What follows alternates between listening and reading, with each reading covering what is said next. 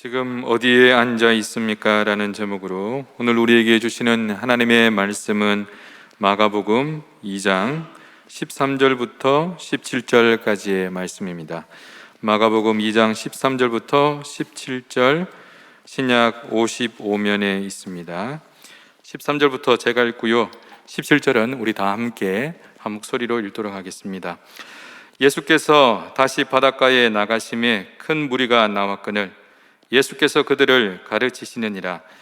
또 지나가시다가 알페오의 아들 레위가 세간에 앉아 있는 것을 보시고 그에게 이르시되 나를 따르라 하시니 일어나 따르니라. 그의 집에 앉아 잡수실 때에 많은 세리와 죄인들이 예수와 그의 제자들과 함께 앉았으니 이는 그러한 사람들이 많이 있어서 예수를 따름이러라. 바리새인의 서기관들이 예수께서 죄인 및 세리들과 함께 잡수시는 것을 보고 그의 제자들에게 이르되 어찌하여 세리 및 죄인들과 함께 먹는가? 다 함께 보도록 하겠습니다. 예수께서 들으시고 그들에게 이르시되 건강한 자에게는 의사가 쓸데없고 병든 자에게라야 쓸데있느니라. 나는 의인을 부르러 온 것이 아니요 죄인을 부르러 왔노라 하시니라. 아멘.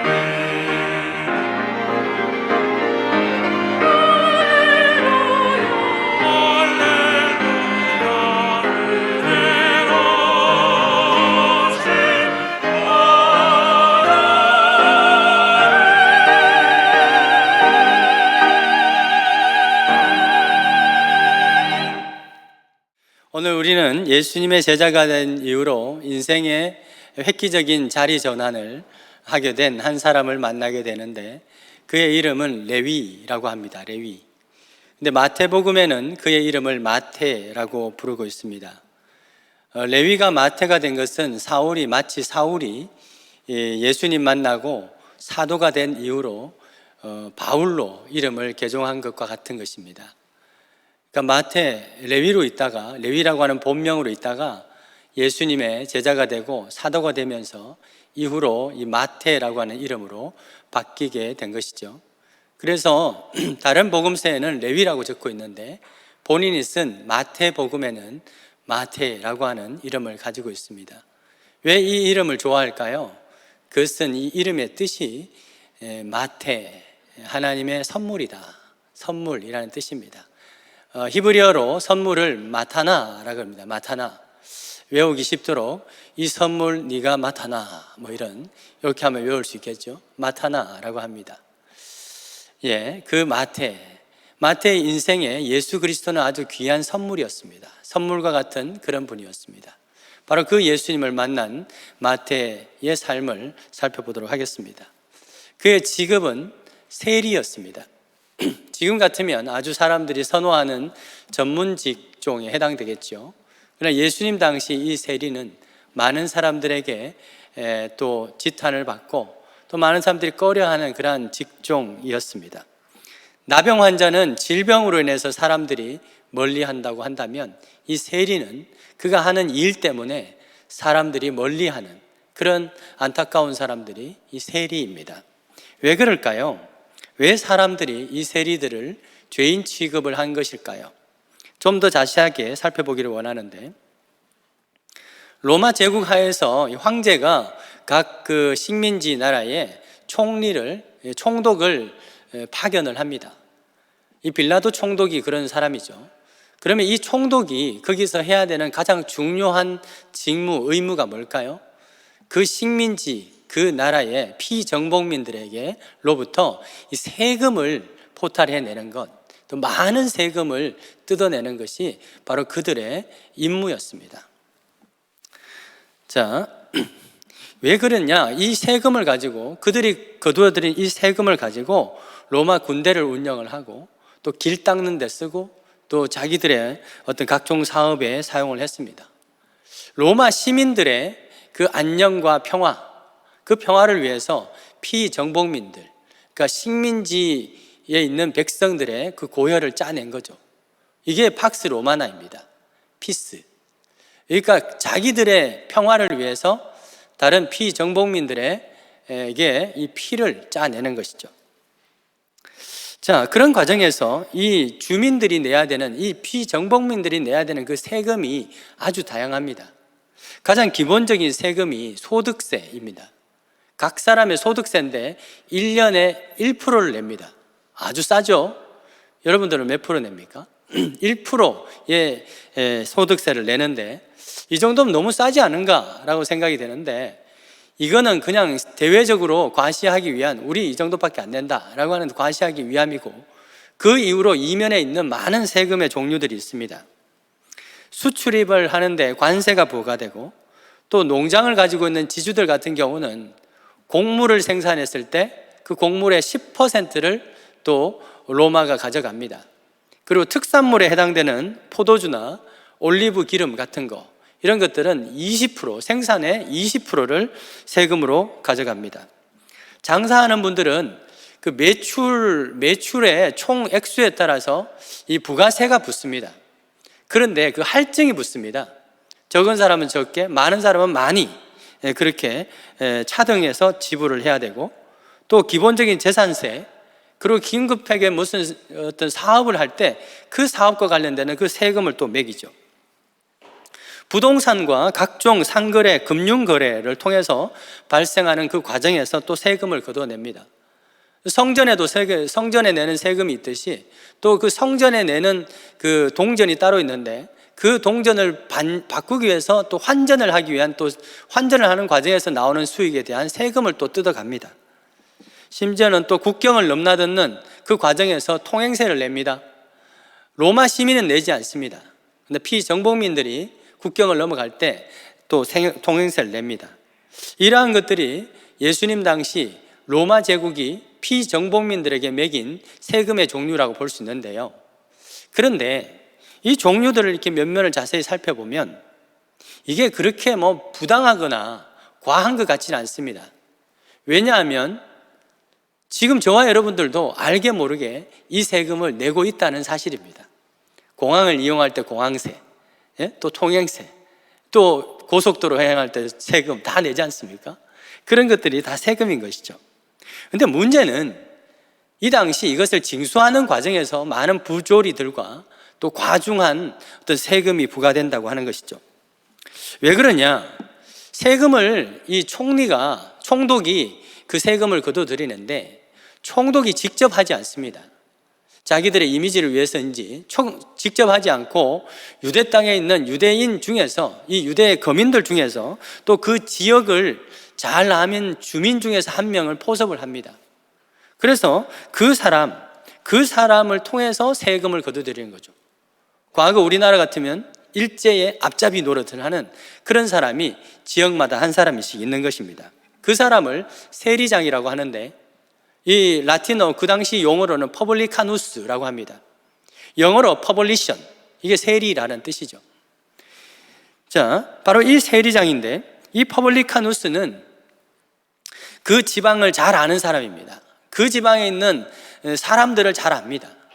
그래서 그 지방에 걸어들일 세금이 총액이 얼마나 될지 스스로 막 계산을 합니다. 자기 혼자 막 계산을 해가지고 그 총액을 계산을 해서 총독, 그러니까 빌라도 총독 그 관청하고 계약을 맺습니다.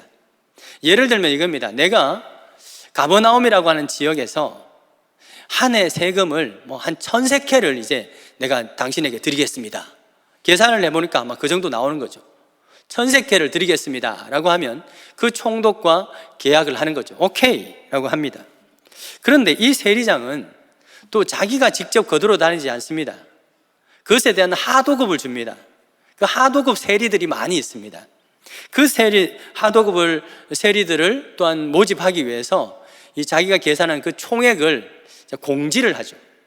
공지를 하면 이제 입찰을 합니다. 입찰을 하는데 하도급 세리들이 이제 나는 당신에게 1000세켈만 주겠습니까? 그래서는 안 되겠죠. 1500세켈을 주겠습니다. 나는 세리장에게 2000세켈을 주겠습니다 라고 하는 입찰을 쓰겠죠. 그럼 세리장은 누구를 선택하겠습니까? 합리적이고 공정한 사람? 아니면 자기에게 더 많이 주는 사람? 더 많이 주는 사람, 1년에 2000세켈을 줄 사람을 선택하겠죠. 그래서 1000세켈은 자기가 먹고 그 다음에 1000세켈은 이제 총독에게 주게 되는 것입니다. 또 이 하도급 세리들은 그러한 과정에서 징수권을 따내기 위해서 또 뇌물도 주고 오고 가고 이렇게 하는 것이죠. 이러한 어떤 방법으로 세금이 계속해서 먹어지는데 여기 끝이 아니죠. 그럼 하도급 세리들은 뭘 먹고 삽니까? 자기들도 먹어야 될 게 있어야 되겠죠. 그래서 결국은 마지막에 이 먹이사슬의 최후 그 포식자들의 최후 먹잇감이 누굽니까? 고스란히 피정복민들이 되는 겁니다. 이 하도급 세리들이 쫓아다니면서 그 물고기를 이제 잡아서 올라오면 그걸 가지고 또 막 이렇게 세금을 뜯어갑니다. 그런 과정에서 이제 주민들이 고통을 받게 되는 것이죠. 오늘 본문의 15절에 보면 마태의 집에 모여있는 이 사람들이 바로 하도급 세리들이다 라고 보시면 틀림없습니다. 이처럼 이 하청이 거듭될수록 백성들이 부담해야 되는 이 세금의 무게는 계속해서 늘어나게 되고 백성들은 그로 인해서 세리들만 보면은 치를 뜨는 겁니다. 누가 이 세리를 좋아하겠습니까? 퍼블리카누스, 특별히 이 세리장 퍼블리카누스 절대로 좋아하지 않습니다.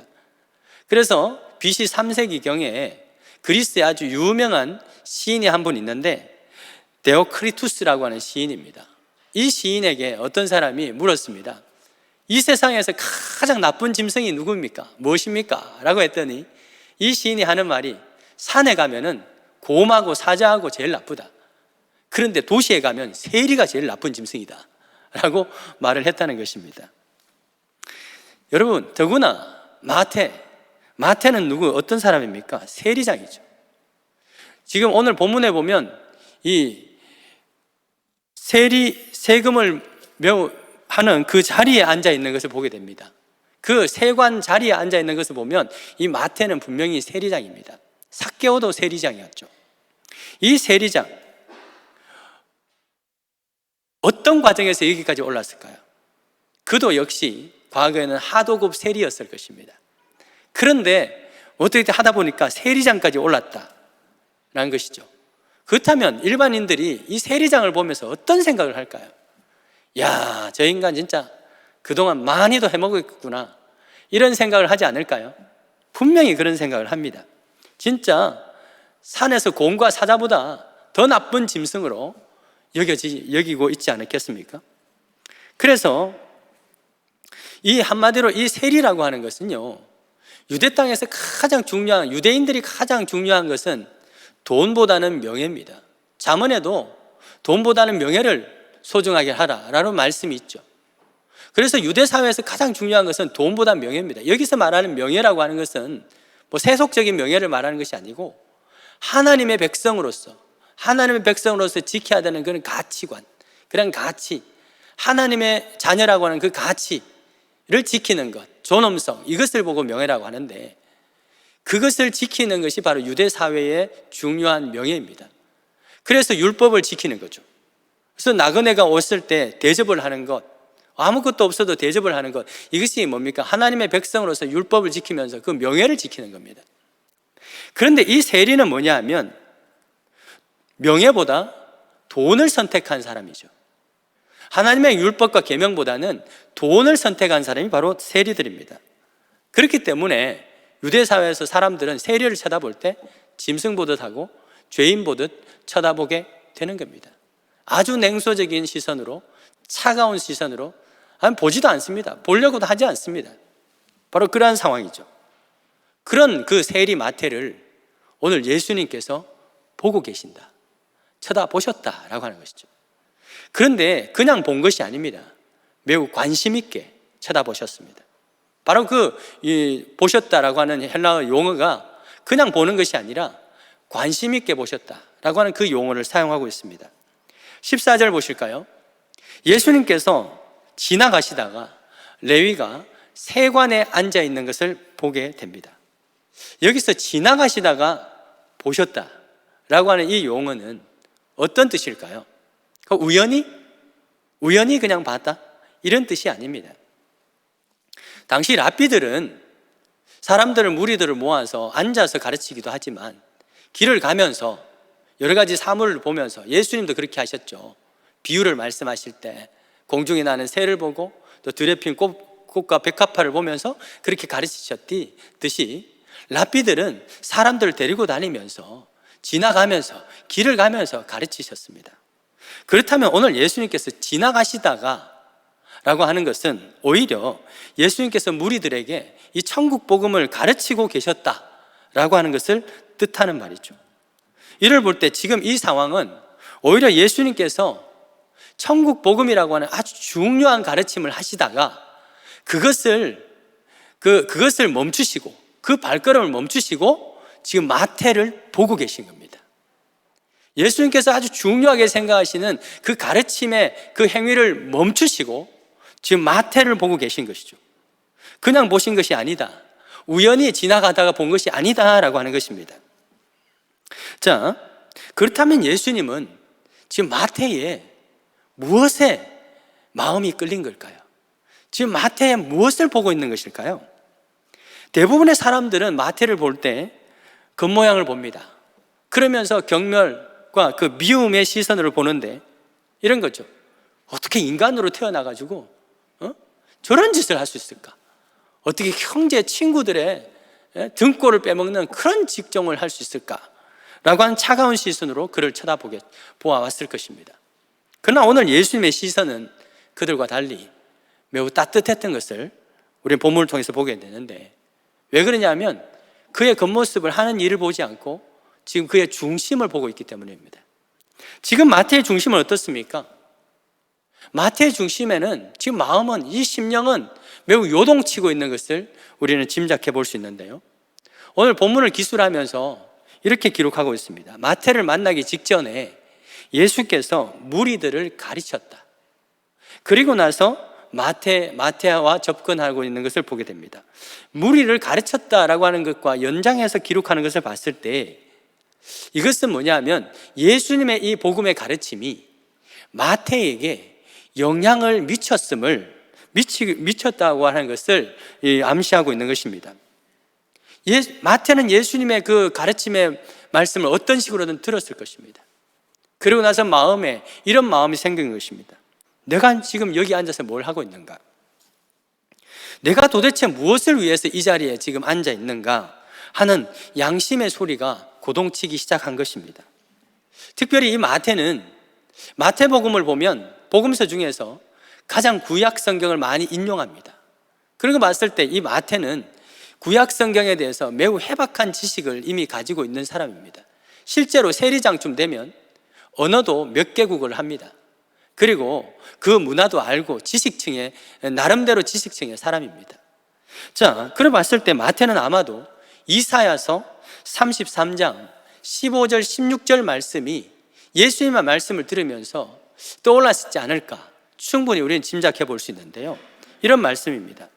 오직 공의롭게 행하는 자, 정직하게 말하는 자, 토색한 재물을 가증히 여기는 자, 또 손을 흔들어서 뇌물을 받지 아니하는 자, 귀를 막으면서 피 흘리려는 그 악의 꾀를 듣지 아니하려고 하는 자, 눈을 감고 악을 보지 아니하려고 하는 자.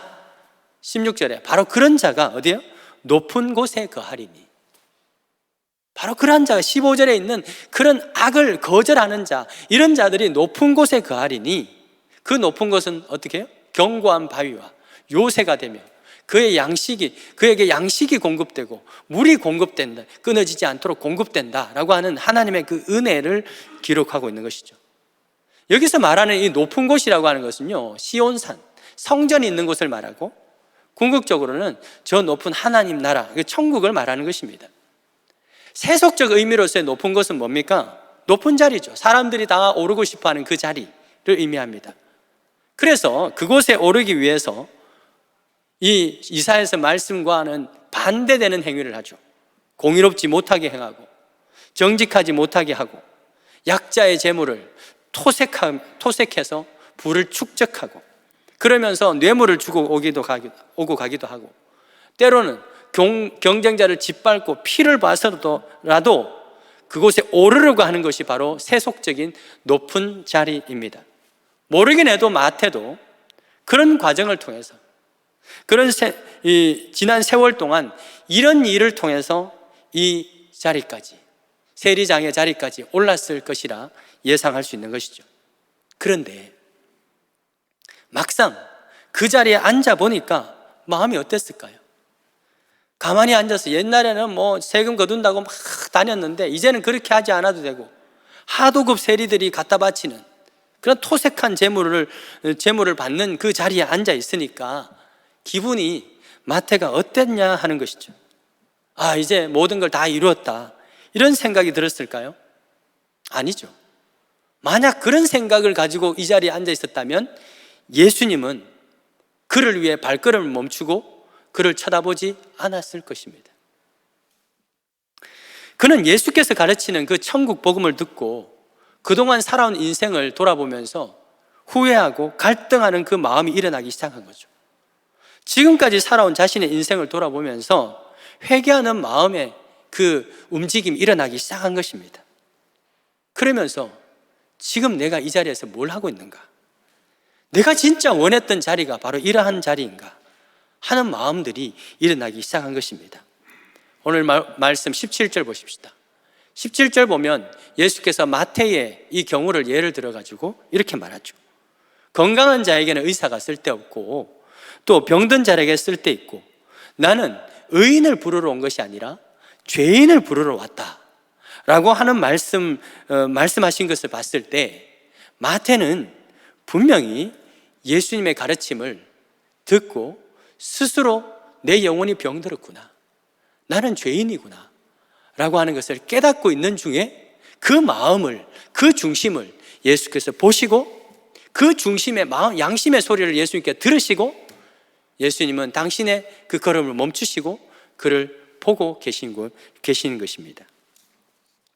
바로 그래서 예수님께서는 마태를 보고 별말 안 했습니다. 나를 따르라, 그 말씀만 하셨고, 마태는 이에 기다렸다는 듯이 모든 것을 버리고 일어나 주님을 따르게 되죠. 누가복음 5장 28절에 동일한 내용을 기록할 때 모든 것을 버리고 따랐다라고 기록하고 있습니다.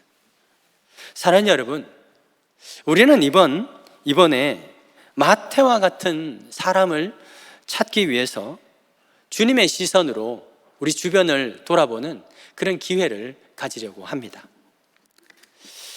전혀 신앙생활을 안 해본 그런 분들도 중요하지만 이번에는 그런 분들보다는 과거에 함께 신앙생활을 하다가 여러 가지 이유로 교회를 떠난 분들, 또 과거에 또 학교에서 선교 동아리나 이런 것을 활동을 열심히 하다가 어떤 이유에서든지 어느 순간부터 교회 다니지 않고 신앙생활을 떠나 있는 분들, 또 과거에 다니던 교회에서 상처를 받아서 또 교회를 떠나 있는 분들, 또 안 믿는 배우자와 결혼하게 되면서 교회와 멀어진 분들, 또 직장을 나가게 되면서 돈 번다고 또 여러 가지 이유로 바빠서 오랫동안 교회를 못 다니고 떠난 분들, 이분들을 소위 가나안 성도라고 하죠.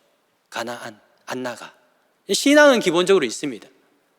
그런데 신앙의 뿌리는 있는데 지금 현재로는 신앙생활을 제대로 하지 않는 그러한 분들, 이런 분들을 위해서 우리는 잠시 우리의 바쁜 마음의 걸음을 멈추고 주님의 시선으로 그분들을 바라보는 시간을, 그런 기회를 좀 가지려고 합니다. 아마 이분들 중에는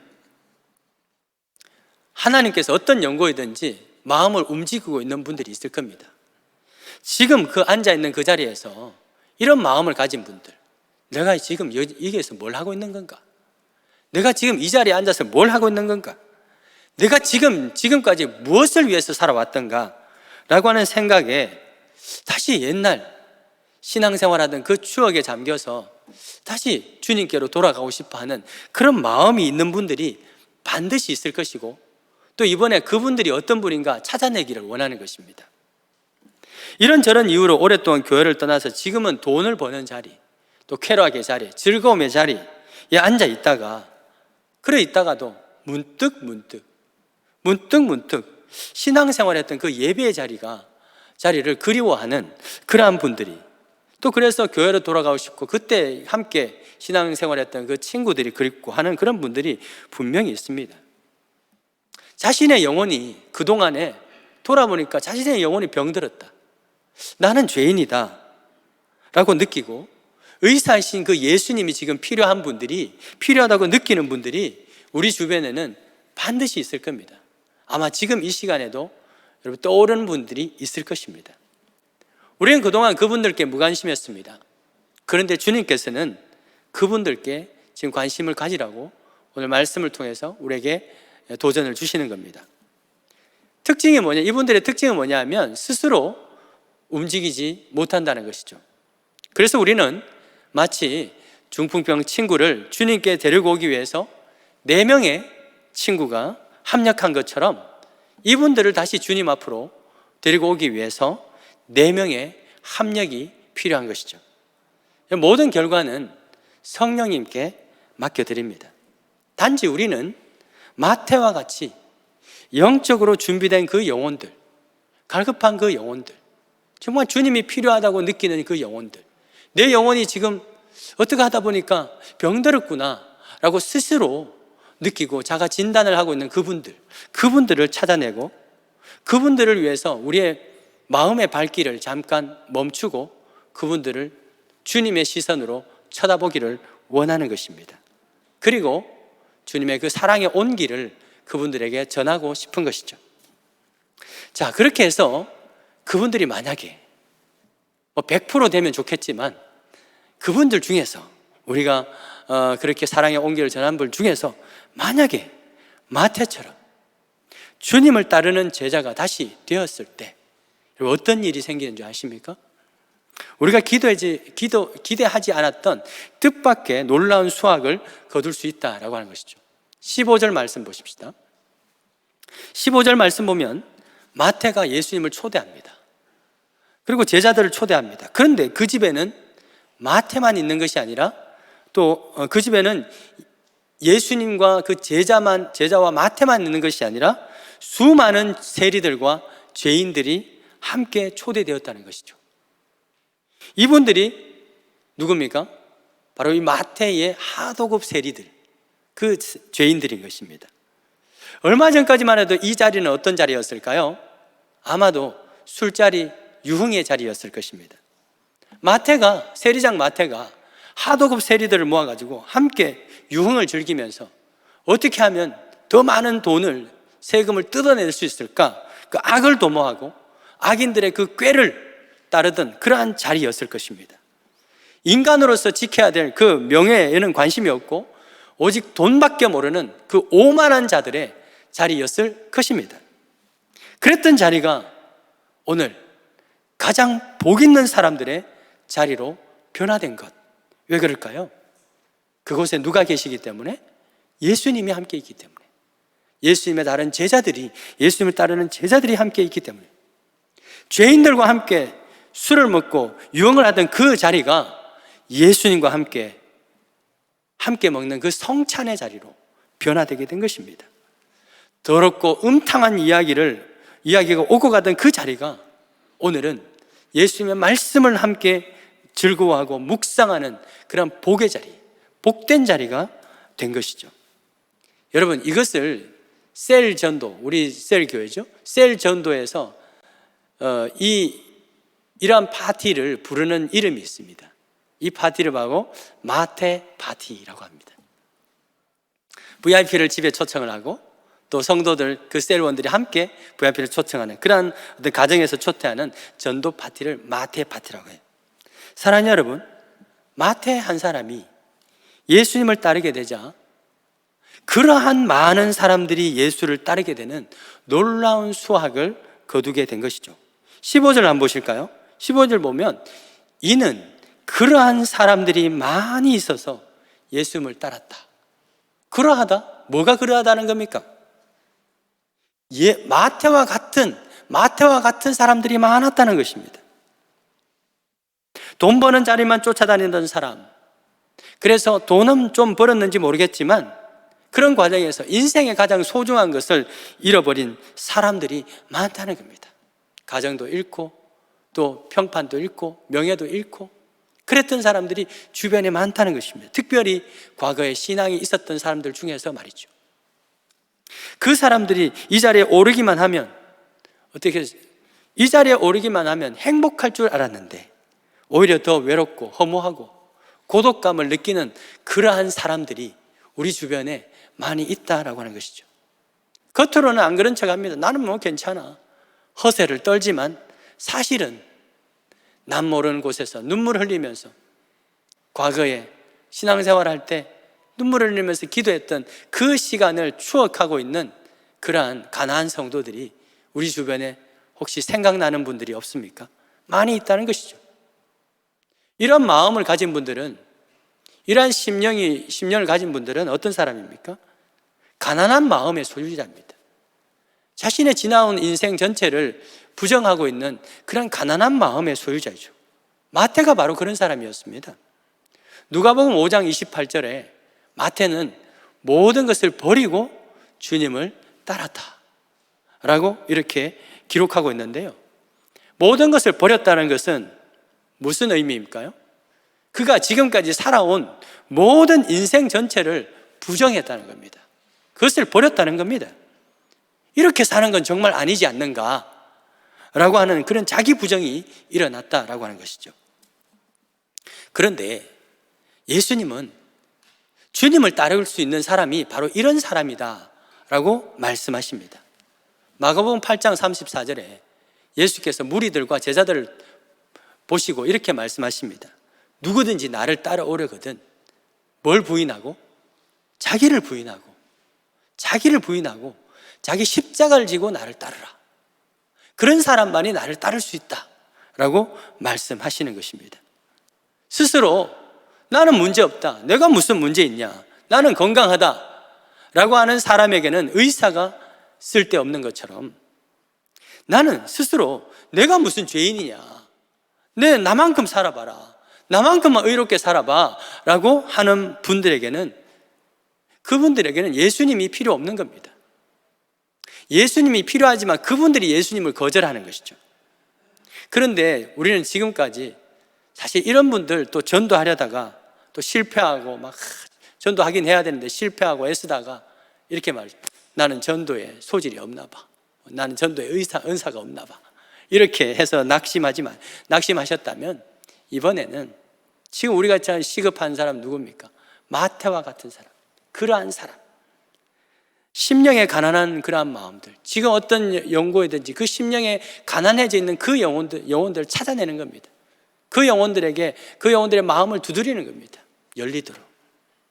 사랑하는 여러분, 지금 그분들은 어디에 앉아 있습니까? 그 자리에 있으면서 행복해하고 있습니까? 주님의 따뜻한 시선으로 그분들을 바라보시고 그분들을 다시 주님께로 인도하는 우리 모두가 되기를 주의 이름으로 축원드립니다. 한 가지 더 물어보겠습니다. 지금 여러분들은 어디에 앉아 계십니까? 지금 몸은 이 예배의 자리에 앉아 있지만 여러분의 마음의 자리는 지금 어디에 계시냐, 어디에 있냐라고 하는 것이죠.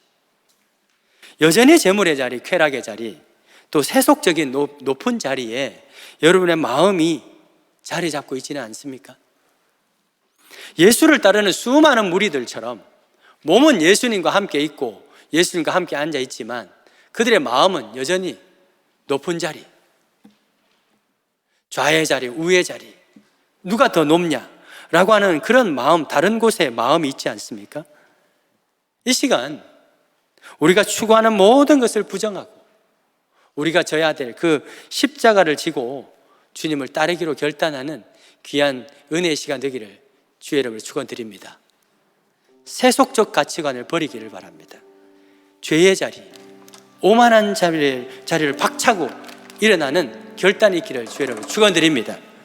그리고 오직 주님과 함께 영의 양식을 먹고 나누는 진짜 우리가 올라가야 될 그 하나님의 자리, 하나님의 그 천상의 자리, 그 이 예배의 자리에 우리의 몸과 마음을 함께 앉으시는 우리 모두가 되기를 바라고, 지금 온라인으로 예배드리는 우리 모든 우리 신용산 가족들 될 수 있기를 주의 이름으로 축원드립니다. 우리 함께 찬양하며 기도했으면 좋겠습니다. 우리 안에 하나님 아버지의 그 마음이 필요합니다.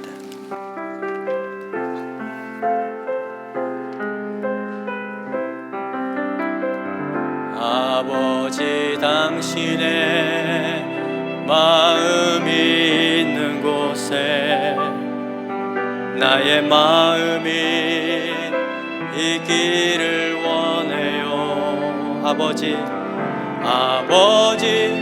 당신의 눈물이 고인 곳에 나의 눈물이 보이길 원해요. 아버지,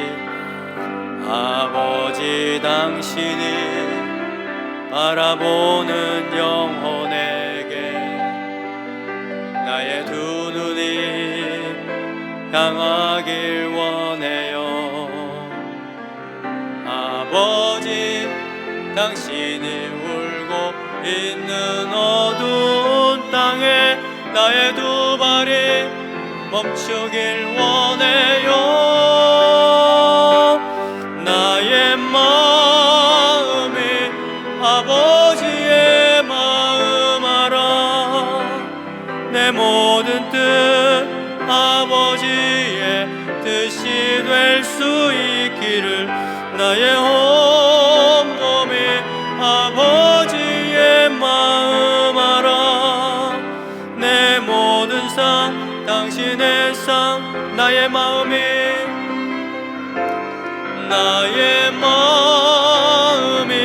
아버지의 마음 알아. 내 모든 뜻 아버지의 뜻이 될 수 있기를 나의 온몸이 아버지의 마음 알아. 내 모든 삶 당신의 삶 되기를. 하나님 아버지, 내 마음이 지금 어디 있습니까? 어디에 자리를 잡고 있습니까? 육신은 감사하게도 이곳에 있지만 여전히 내 마음은 세속적인 그 높은 자리를 향하고 있지는 않은지 돌아봅니다. 주님께서 정말 우리에게 원하는 자리, 그 십자가의 자리, 낮은 자리, 영혼을 돌보는 자리인데 그렇지 못하고 오히려 악을 꾀하는 그 자리에, 또 복이 없는 그 자리에 있지는 않은지 돌아보게 됩니다. 정말 우리가 다시 복된 자리, 복 있는 자리, 주의 말씀을 주하러 묵상하고 주님을 또한 경배하는 그러한 예배의 자리에 우리의 마음도 함께 있기를 원합니다. 주여, 그 자리가 필요한 우리의 귀한 지체들이 있습니다. 주여, 떠오르는 그들에게 이번에 귀하게 또 섬길 때에 그들의 마음을 열리게 해주시고 다시 그들이 추억하는 그 영혼의 고향으로, 또 교회로, 주님 곁으로 다시 돌아오게 되는 놀라운 성령의 역사 일어나게 하여 주시옵소서. 하나님 아버지, 우리의 마음을 또한 거룩하게 하시고 선하게 하셔서 육신에 또 재물에 마음을 두지 아니하고 하나님 나라의 마음을 두는 그러한 표징으로서 주님 앞에 귀한 예물 올려드립니다. 주여, 이것이 쓰이는 곳마다 정말 영혼이 다시 살아나고 구원되는 그 놀라운 일들에 사용되게 해주시고, 하나님 아버지 드린 손길들 위해 하나님께서 또 뜻밖에 채워주시는 그러한 은혜가 더욱더 넘치기를 소망하며 기도합니다. 모든 말씀 예수 그리스도의 이름으로 기도드립니다. 아멘. 죄 많고 흠 많은 우리를 불쌍히 여기시고 우리를 따뜻한 눈길로 보시고 우리를 찾아오셔서 구원시켜 주신 우리 주 예수 그리스도의 은혜와 하나님 아버지의 그 한없으신 사랑과 성령님 우리 안에 내재하시며 끊임없이 우리에게 말씀하시고 새 힘을 주시는 성령님의 위로교통 충만하심의 은혜가 지금도 주님이 필요하고 성령님의 그 감화 감동과 예배의 자리가 필요한 우리의 모든 VIP들 머리 위와 우리 그분들을 품고 기도하는 우리 모든 믿음의 권속들 머리 위와 자녀 위에 일터 위에 세계 선교 그 현장 가운데 영원토록 함께 있을지어다. 아멘.